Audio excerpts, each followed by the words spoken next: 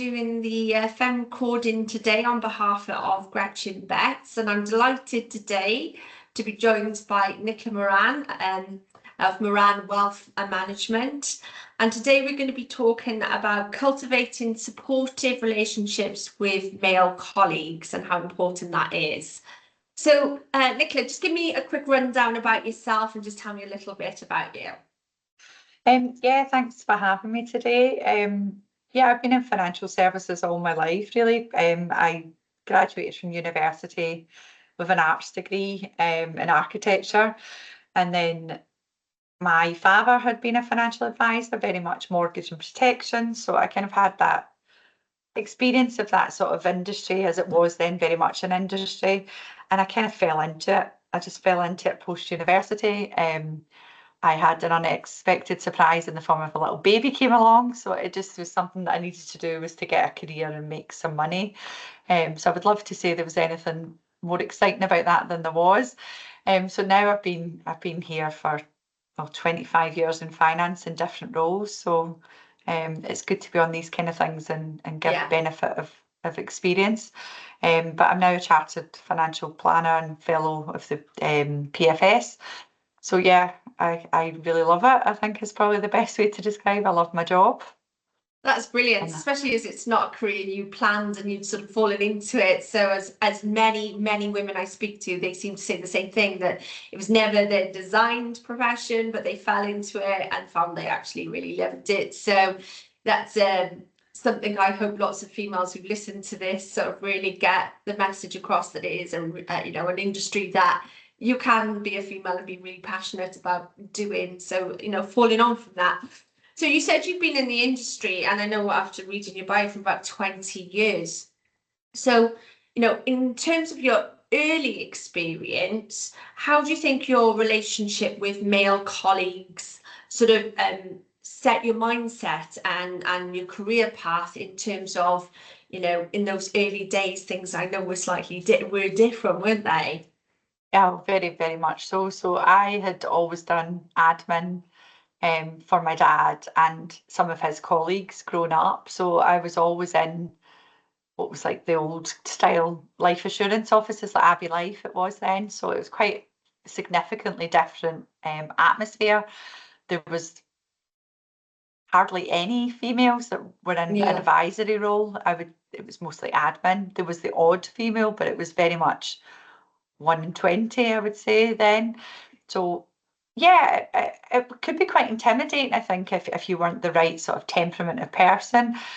I find it was quite supportive, and the banter was there, and there was a lot of kind of, I think if you once you prove to people that you were sort of capable and serious, then they kind of gave you that sort of respect back over. But if you were a different personality, perhaps to myself, it could have been quite a challenge and could have been quite intimidating and threatening almost. It was very much that your place wasn't to be an advisor.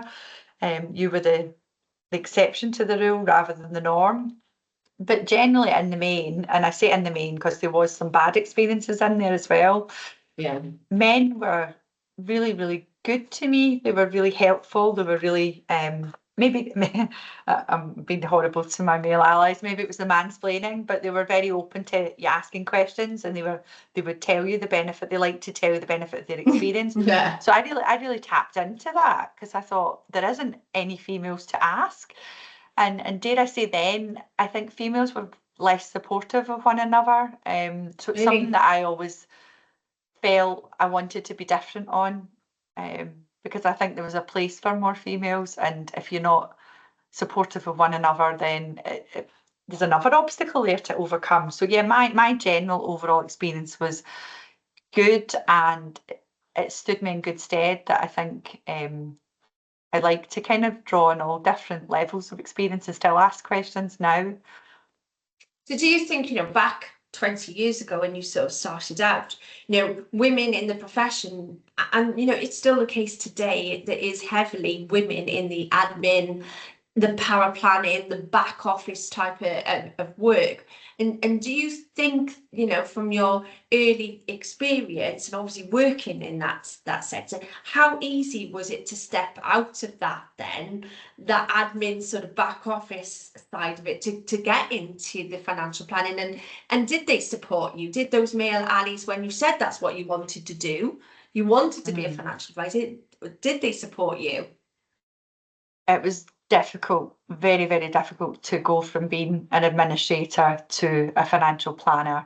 I won't sort of lie about that one. I hit a lot of obstacles, and it was males that said, yeah, you might be bright, you've done your university degree, but you've not done anything relevant. You know, I got a lot of obstacles because my father was an advisor, so you're just doing it because, you know, nepotism. So I think I had to work twice as hard to prove myself. I still probably feel in the exhaustion of that now. Now that I can look back at my career and think I did work really, really hard to get to this level. It should not be as hard to do what I'm doing, because the people that I bring into the business, I think the ones that start in admin are so much better equipped for being an advisor if that's what they want to do. But there's no, we're quite I've got a really good operations person, Emma, and we're both very passionate about the fact that there's so many different jobs in financial services. You do not have to become an advisor. You can be just as integral and helpful to the business in another role, which I believe you're in as well. You know, that we can't do this job alone. So there needs to be more recognition of it. Doesn't just have to be a career path from admin to advice. It could be admin to a very good paraplanner. It could be admin to a very good operational person. You know, there's lots and lots of different roles there. But I think generally there is a stigma about you started in admin, and I really hate that, because I think it was the best grounding ever. And I think there isn't many that go from admin to advice, females. It's still quite a challenge to get from that. And I also felt, and I will say this probably off the record now, I felt a lot of my colleagues who were administrators started to treat you very differently as well. Really? Yeah, What so good I or feel bad? bad. I think people who you would have classed as friends and supporters, suddenly you weren't part of that anymore, and that's not my personality. You know, I've got friends of all different levels, ages, you know, backgrounds. I found that quite difficult, because it almost like I went from being part of something to not part of anything. And then, yes, you've got your male allies, but you still need to build your friends and your buddies, don't you?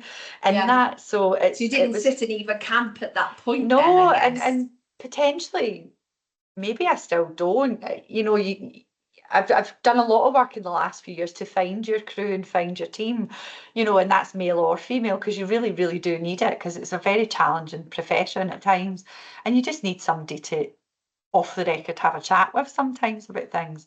And for me, bringing in Emma in operations was so good for me, because it was somebody that I could bounce off. We've got a natural friendship. You know, I can say I'm not feeling it today, you know, and that can be quite hard if you don't have anyone to talk to about those things.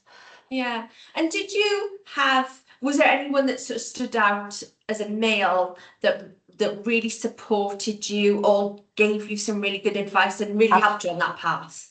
Yeah, absolutely. When I was going from the admin to trying to get like to competent advisor status, there was loads of hierarchy of levels that I just wasn't getting through. So there was one particular man, he just, I don't know, he just saw something in me, I think, and he really fought my corner. And he is retired now, and I just will be eternally grateful to him forever, because, and he said to me before he retired, well, I backed the right horse, didn't I? And, you know, That's lovely. it was, but you were losing confidence in yourself and your own abilities, because when you're trying to be an advisor at the age of 22, 23, you've got age against you. You've got the fact that you're female and you're a minority. It's like obstacles at all points. And you do start to think, am I doing the right thing here? Can I do this job? And yeah, I can really do this job. But, you know, to be cast by 24, 25 is still very unusual today. But I think if I didn't have him particularly, I I probably would have stalled. Obviously, I had my dad, but my dad's there to love me, whatever. So it wasn't an impartial cheerleader, you know, that way. He knew I could do it. So I suppose that was always there. He thinks I've taken it too far now. He's forever telling me that. You didn't need to Calm do down. quite so much. Yeah, calm down. Stop trying to build things. Stop trying to do something different. But, you know, he created a bit of a monster probably. But yeah, along the way, I've still got people who are male who I know are probably my biggest fans, cheerleaders. And I think you do need that on the bad days, particularly, so that you feel like actually I'm making a difference. I'm doing what I'm meant to be doing. Because I truly believe I am doing what I'm meant to be doing. Yeah, and sometimes it's great to have female support as well, isn't it? But just now and again, you need that male support as well. And I guess that bangs on to the next question. You know, why do you think then that there are not more men sort of bashing this banner for more female planners and more females in the industry? Why can't there be more male allies? You know, what's holding them back? Sometimes I think, because I did a master's in wealth management and my actual dissertation topic was about how do we get more female advisors. And one of the things was I thought that would really help would be cross mentorship, because there isn't enough females to mentor females. Females tend to be very challenged with time because they potentially have the caring obligations and everything else that goes on, or they're really just trying to build their own career. So they can sometimes become a bit blinkered and think, how can I possibly help other people? So the reality is we still have the majority of people are male. So we need them to support us. We need them to kind of come out of that. Sometimes I wonder, do they realise that we need it? Because we're quite bad at maybe asking for help and sort of do we see it as a sign of weakness, you know? So I think maybe there's a little bit of education thing there about they need to know that we need a bit of support. We need people back in our corner. In this day and age, sadly, I think there could be that worry about female male dynamic. You know, there's that sort of, are they being over familiar? Are they overstepping? You know, there is a lot of that going on just now as well. That it's maybe swayed too far the other way, that they can't just be that sort of professional friendship. But I don't know. Do they feel they can't understand the challenges that we have because it's very different to them?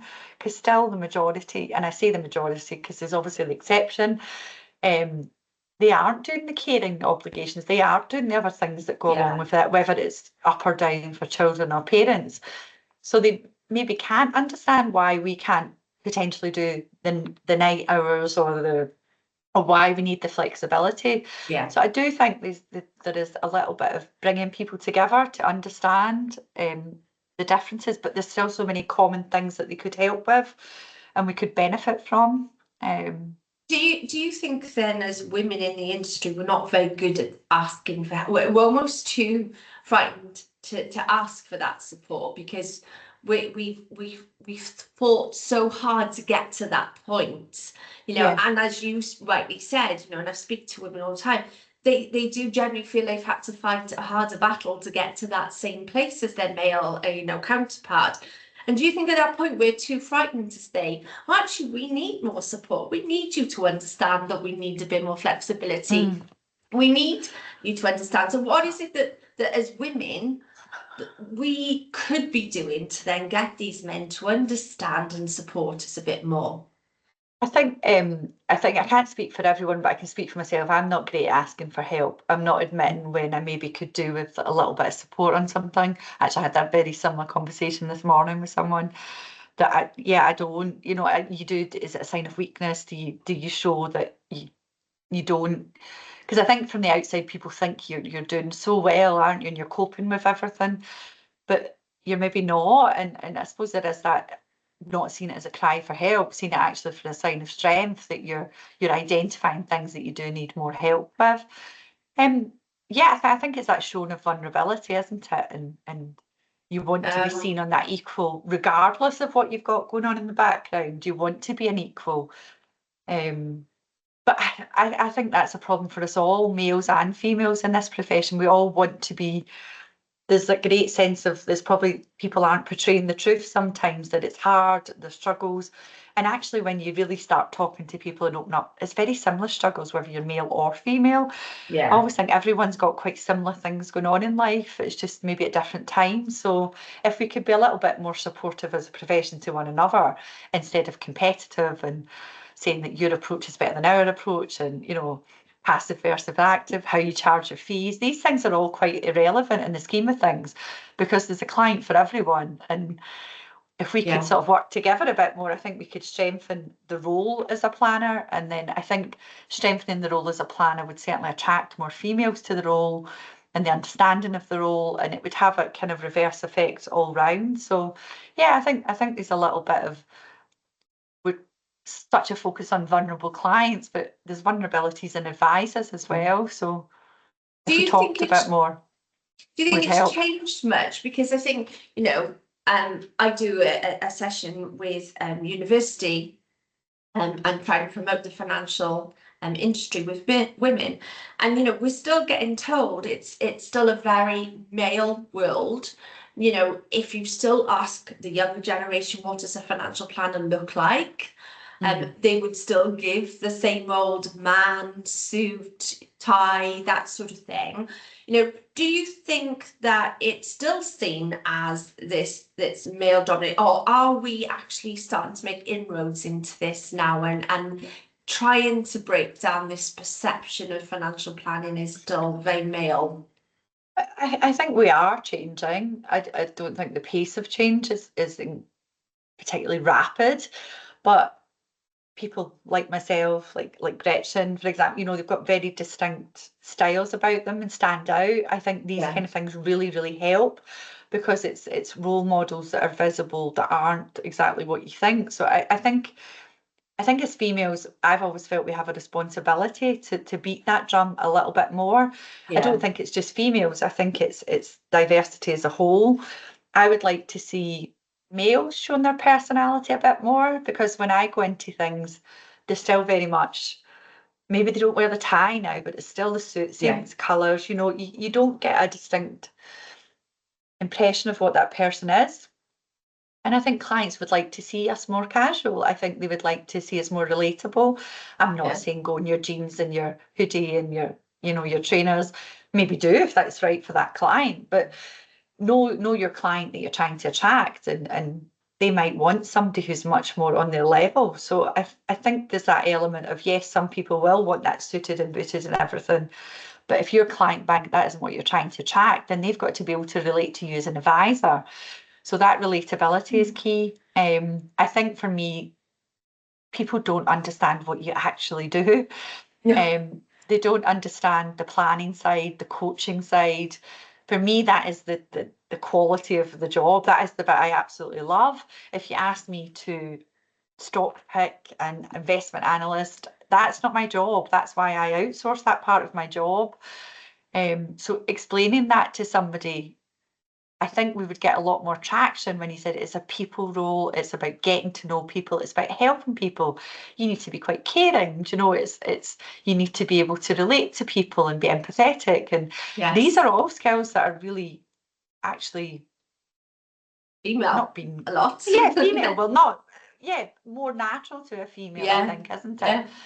So if they knew that and they could see that and they could see it in play. So I think as females and males, we do have a responsibility, or our profession is dying off if we don't start to make some more rapid changes.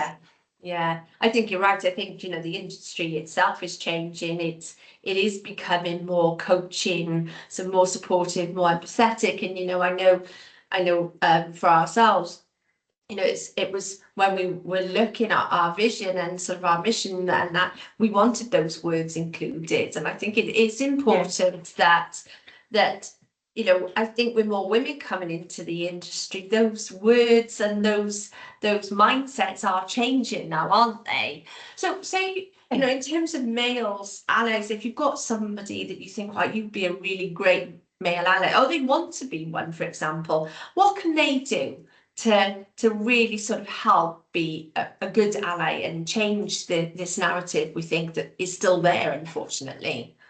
I think it's been available and accessible, you know, to have somebody that you know has your back and very much will tell you the truth as well. You know, you don't want things sugar coated.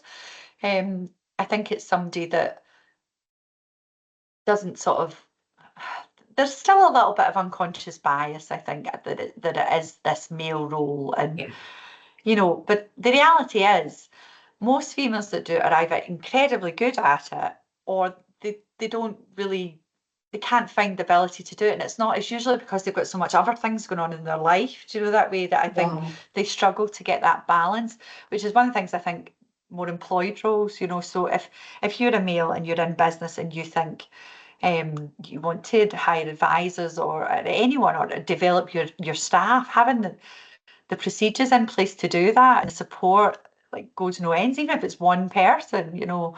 And it doesn't necessarily need to be females, just people that are a bit different. I think we could all have our play in that. But to me, it's just having somebody to have those silly conversations with, that are off the record, that are, you know, they're supporting the women in finance events. They don't just say, oh, it's just to get names out there. We're doing that for a reason, isn't it? We're doing that to elevate people, you know. And it's sad that it's still needed, but all these kind of things, all these small steps and actions kind of all accumulate to be much better. But I think it's not thinking that you can't do anything, because if everyone did something small, we would all be doing a lot. But there's a lot of people doing nothing out there, because there's still that competitiveness, that there isn't enough clients and there isn't enough business. And we know there is plenty of clients and there's plenty of business. There's a massive advice gap. So if we could all change our train of thought, that your people that you work alongside, whether, I mean, like, you're in business, I'm in business, but it doesn't mean we have to be horrible to each other. You know, we could work together, because at some point there might be something you could help me with, or we could share knowledge. And I'm always, my phone is always open, my door is always open. I will always answer a question, because that's really how I got where I was, by people that would answer those silly questions for me. So the smallest action could have such a multiplying effect. And people sometimes say to me, why are you so open with your time and generous? And I'm like, well, if I'm generous to you, I'm hoping that you'll be generous to someone else at some point. And it's that sort of spiraling effect. And vice versa. If male advisors come to me, it's not just females I want to help. It's males as well. Male advisors. Do you think there's still, you know, you touched on employment there. Do you still think there's this worry that, you know, when somebody comes in, you know, a female comes in, she's early 20s, mid 20s, and she comes in for an interview. Do you think that there is still a part of that unconscious bias that, are they going to want a family at some point in the future, and how that is then going to impact their career or the company? And do you think that holds some men back from being an ally and employing women and pushing women, you know, and supporting them? Absolutely. I don't even think it's just men that thought comes into. It comes into females, because I remember my old practice manager said that about a few candidates, and I was like, well, it'd be very hypocritical of me to not hire somebody who might want a family when I've got 3 children of my own. And I've had to make it work. You know, it's for the right person, you can make it work, I think. But yeah, I do. I think those kind of things still get asked, and they shouldn't still get asked. The reality is, not everyone wants a family, so it's not really any of your business. People might not be able to have a family. But I think flexible working is massively needed. Employed roles are probably massively needed. As I say, when I did my research, one of the things that came up for both male and females was the worry about being self-employed at certain points in their life where they do have these responsibilities. So I think we need to start creating more paths to getting to advancement in financial services without just suddenly saying you have to go self-employed, or there's no, because that probably has been my biggest challenge. I wouldn't say I'm naturally a natural business person. I've had to learn a lot of skills along the way, and I've had to take time out to do that learning, like with a master's and things, and it's been instrumental in everything I've done, because I finally know what it means to run a business. But that isn't a natural skill set that lines up with being a financial planner. It's so alien to one another. So I think that still causes distress. Some people just don't want it. We actually were at something, I think it was the Professional Advisor Awards or something. We met a girl who was an advisor, and Emma and I were just saying, did you see she's gone employed? So she's gave up And it was Oh. interesting. So she was telling us she had 2 young children, and Mm. the balance was quite tough. So she's actually went into an employed role. So I think there is that element of it. It can be challenging for some people to even consider being self-employed whilst they're also trying to learn their trade as such, and they're trying to build up their skill set. It's just maybe too much for some people. Yeah, I guess it's a lot when you're trying to be a financial planner and run a business, and as you Yeah, said, so some women have more of the responsibilities of children and aging parents, and that is still the case, isn't it, in the majority of cases? yeah, and I think so employment opportunity is a way of allyship as well, as is being understanding of flexibility. I mean, I was speaking to somebody and I actually said, you don't have any female advisors in your practice. Why is that? And he said, I didn't take too well to him, let's just say. He said, well, I mean, they can't do the hours, can they? And I said, well, I entirely disagree. I said, because I would say I've done more hours than most of your advisors in here on average for the last 20 years. And that's been my choice because Yeah, I'm very determined.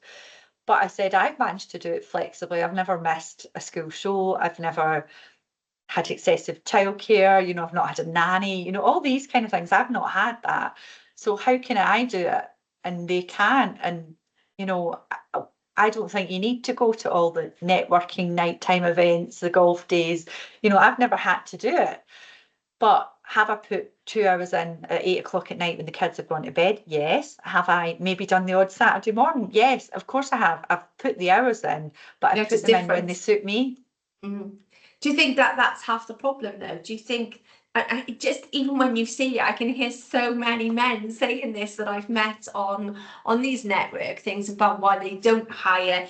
I've interviewed a female advisor, Petra on Fem, and she said the reason she went into power planning was because she thought I can't give the hours that's needed to be a financial planner, and it's so frightening that that still mentality exists, and we need men to get off that idea, really, that just because somebody's got children Yeah. is going to make them less of an advisor.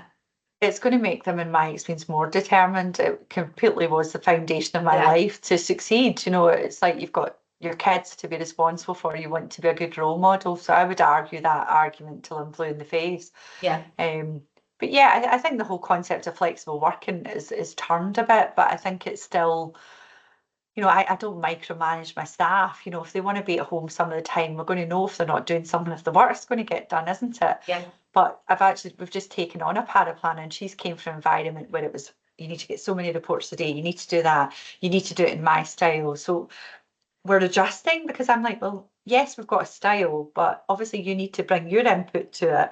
And yeah, if you need to go off for an hour to see a school show, or you need to pick your kids up from school, then you do that. But I'm trusting you that your hours will get done in the hours that you want to do.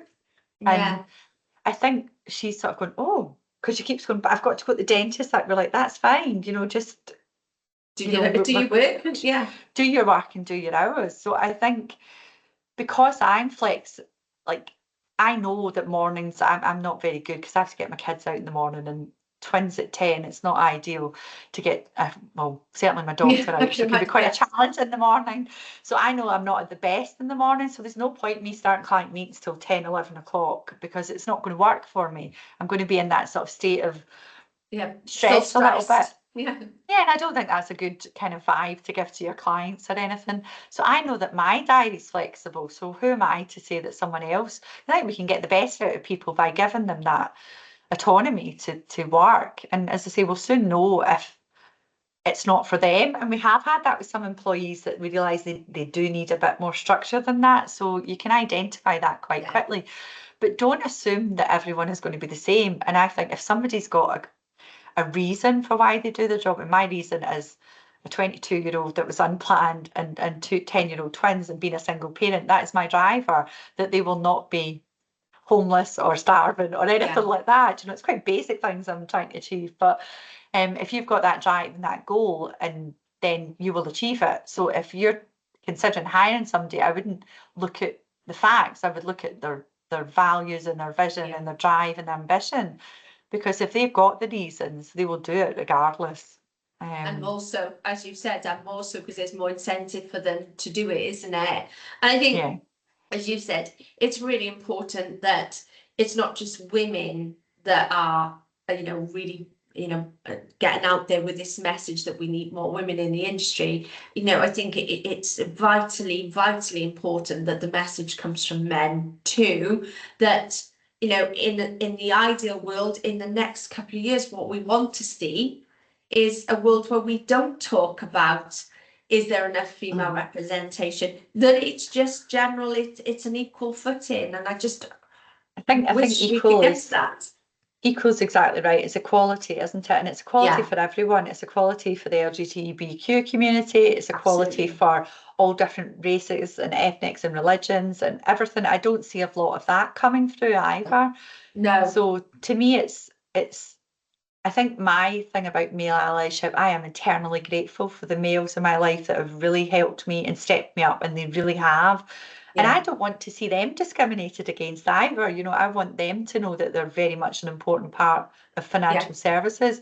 It's just, let's make room for everyone. Let's sort of dispel this old boys club, because if you speak to some advisors, male advisors, they're not interested in that either.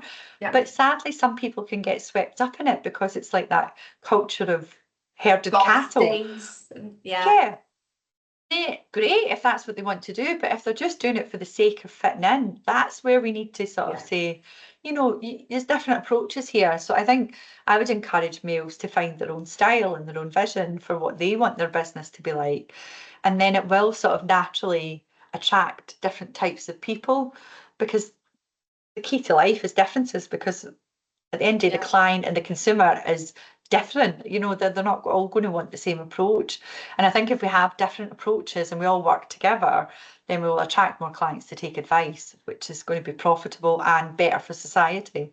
And I think if males can see the benefit of having female advisors, male advisors, the advisors from the LGBTQ, different race, we should get to the point where it's just equal. It's not even discussed, because it's not a thing, and wouldn't it be nice to get to that point? I think, it would be nice to get that point. And I think the other point that would be nice too, when you said about going into schools and universities, is it's just recognised as a really good job to do. It's not just pigeonholed into, if you're good at maths, you could do it. Because right now, when I went to career guidance with my oldest, it was, if you're good at maths, you're an accountant. If you're good at this, it was so regimented for lots of different reasons that I just wanted to shake them and go, it's about transferable skills. It's about where can you put the skills to good use. But it's the true understanding of what is, and I think the financial planners or financial coach is so much better than financial advisor, because it seems so sales driven. Yes, coaching sounds more nice, doesn't it? Softer, natural and softer, and actually this is something that could give you the life skills to get through life and equip you, and it's that caring and giving back, and that's the bit that drives me. I like seeing people actually spend their money and do all the things they want to do. That's for me. It's not, as long as we're returning on average the money that we should be returning, but they're getting to do the things they want to do. That's actually, when I see the money start to go down, I think, and they're not worried about it, and they're spending to the right capacity, and they're doing things they want, I think I've absolutely nailed this. I've got them where they need to be. So I've left that imprint on them, and that's what's it kind of motivates me. So I think if you had people telling young kids, university students, they would also, that kind of like feels like something I could do. Whereas if it's all about, this is investment returns, this is tax, and they're all important parts of the job, because it is quite a unique skill set that you do have to have some technical ability. But I think you would maybe open up a pool of people that could offer some diversity without doing too much else, just naturally become more diverse. And I think that's where we need to get the males on board, is at the education stage as well, isn't it? And really sort of changing this, even if we change the name of financial planner, is it down to the terminology that we're using? Is it still a very male terminology that is given a concept of a different type of male industry? So I think it's, again, perhaps getting them involved in the conversation, and as a final, so how important do you think it is that we do get males in this conversation about this and they take it seriously? I think it's essential, and I always have thought it was essential. As I say, I hinge a lot of major things that happened in my career on having good male allies and mentors over females, because I think as females we need to do our bit now as well to remember that we need to help others, but it's sometimes time pressures that stops people. But I think there's so many males that if we don't have that support, nothing's ever really going to change. It's going to be slow still, and we do need to up that speed a little bit. So for me, I would urge any males to think about how they can offer a bit of help, how they can offer some support, even selfishly for their own succession planning. If they want to think of it like now, at some point they might want to retire, they might want to pass their business on. They need the people there to do it. I think that's the thing is, obviously I know we could talk for hours probably between you and me and lots of other females that I know about sort of, what we'd like the industry to look like and what we'd like men to be doing to support, us. And I know, and I also get told, and I'm sure you've heard it about, it's women going on about women all the time. Do we need to have this conversation? And my answer is always yes, because until it changes, we have to keep, pushing this, because it's not going to change overnight on our own. And we need men to stand with us to really get this message across. And I think, I don't know about you, but we need strong females as well, not to forget that the message still needs to be.